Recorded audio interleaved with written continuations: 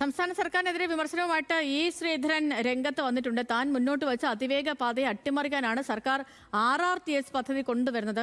RRTSനെ അതിവേഗ റെയിൽപാത എന്ന് വിളിക്കുന്നത് ശുദ്ധ വിവരക്കേടെന്നും ഇ ശ്രീധരൻ പറയുന്നു. ശാന്തകുമാർ വെള്ളാലത്താണ് വിവരങ്ങളുമായി ചേർന്നത്. ശാന്തകുമാർ, RRTS പദ്ധതിയുമായി സംസ്ഥാന സർക്കാർ മുന്നോട്ട് പോവുകയാണ്. പൊന്നാനിൽ ഒരു ഓഫീസ് തുറന്ന് ഇ ശ്രീധരൻ ഇരിക്കുന്നുണ്ട്. പക്ഷേ ഇ ശ്രീധരന്റെ പദ്ധതിക്കും ഈ വേഗ റെയിലിനും ഒന്നും കേന്ദ്രത്തിന്റെ ഒരു ചിരിയും ആശംസയും അല്ലാതെ ഒന്നും കിട്ടിയിട്ടുമില്ല. അപ്പോൾ എന്താണ് ഇപ്പോൾ ഇ ശ്രീധരൻ പറയുന്ന കാര്യങ്ങൾ?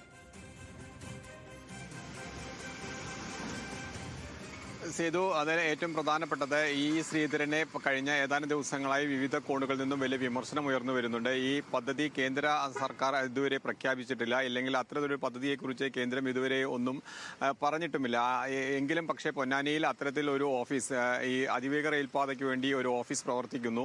ഇത്തരം കാര്യങ്ങളെല്ലാം വലിയ തോതിൽ പലയിടങ്ങളിൽ നിന്നായി വിമർശനം വരുന്നു. സർക്കാർ തലത്തു നിന്നും അതുപോലെ തന്നെ ഭരണപക്ഷ സ്ഥലത്തു നിന്നും എല്ലാം അത്തരം വിമർശനങ്ങൾ ഉയർന്നു വന്നതാണ്. അതാണ് ഇപ്പോൾ ഈ ശ്രീധരനെ പ്രകോപിതനാക്കിയത് എന്ന് തന്നെ വേണമെങ്കിൽ പറയാം. അദ്ദേഹത്തിന്റെ പൊന്നാനിയിലെ ഓഫീസിൽ നിന്ന് അല്പം മുമ്പാണ് ഒരു വാർത്താക്കുറിപ്പ് ഇറക്കിയിരിക്കുന്നത്. അതിലാണ് ഈ വിവരങ്ങളെല്ലാം ഉള്ളത്. അതായത് ഈ അതിവേഗ പാത എന്നുള്ളത് കേരളത്തിൽ നടപ്പാക്കാൻ പറ്റുന്ന ഒന്ന് തന്നെയാണ്. പക്ഷേ സർക്കാർ പ്രഖ്യാപിച്ചിട്ടുള്ള RRTS, ആ RRTSനെ അതിവേഗ പാതയായി കാണാൻ കഴിയില്ല. രണ്ടും രണ്ടാണ്. ഒന്ന് മെട്രോ ആക്ട് പ്രകാരമാണ് എന്നുള്ളതാണ് ഏറ്റവും പ്രധാനപ്പെട്ടത്. അത് RRTS ഒരു മെട്രോ ആക്ട് പ്രകാരം മാത്രമേ നടപ്പിലാക്കാൻ കഴിയുള്ളൂ.